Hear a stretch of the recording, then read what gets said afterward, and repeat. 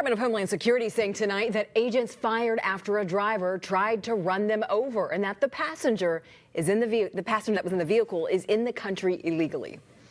New since 6, Homeland Security says they're not backing down efforts in the Twin Cities. A post on X tonight says investigators are accelerating as more federal law enforcement arrives.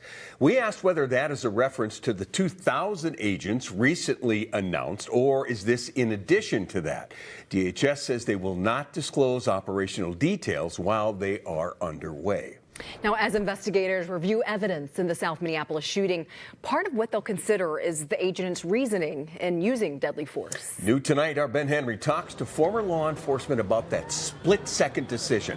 And he joins us live at the scene. So, Ben, it sounds loud behind you. What's going on right now? Well, not too long ago. Well, first, we can kind of see the vigil for Renee Good behind me. It continues to grow tonight at 9 o'clock. We could not see that because of the big group of people. Not too long ago, a group of first responders came driving down Portland right up to one of the barricades, but it looked like it was an ambulance, some EMS responding to a call.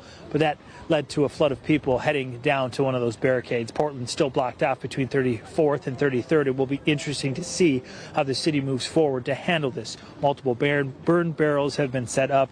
Again, barricades blocking access.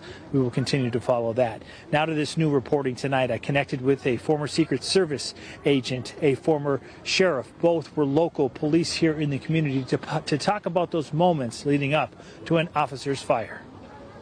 How tough are those moments? How difficult are those moments? Two different law enforcement careers with similar perspectives on use of force. These are split-second decisions. It's decisions that you have to make in milliseconds. Former St. Paul police officer and longtime Secret Service agent Mike Olson recalls one operation clearly. We had guns out already to protect ourselves. Olson says the suspect drove off with a fellow agent needing to jump out of the way. My finger was on the trigger, and it was close. And luckily, it worked out a different way. What I remember most is it's amazing how, in a weird way, everything slows down to some degree in your mind, and you start to almost have tunnel vision and to see the decision that needs to be made. It's an extremely stressful job, more so now than ever before. Rich Stanek is former Minneapolis police, Hennepin County sheriff, and Minnesota Public Safety Commissioner. He or she has to make that split-second decision, knowing that the rest of their career, their life, their family's livelihood, rests with that one decision that's made. The two also share perspective on those in their former professions. Law enforcement officers train, exercise incessantly, hoping they never have to use that judgment or those tools that they've learned. Ultimately, nobody ever wants to have to use deadly force against somebody.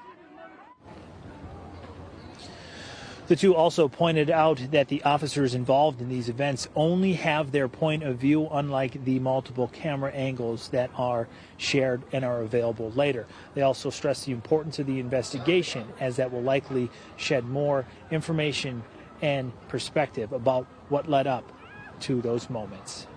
Kevin and Lindsay. All right, Ben, thank you for bringing us that perspective from people who have been there.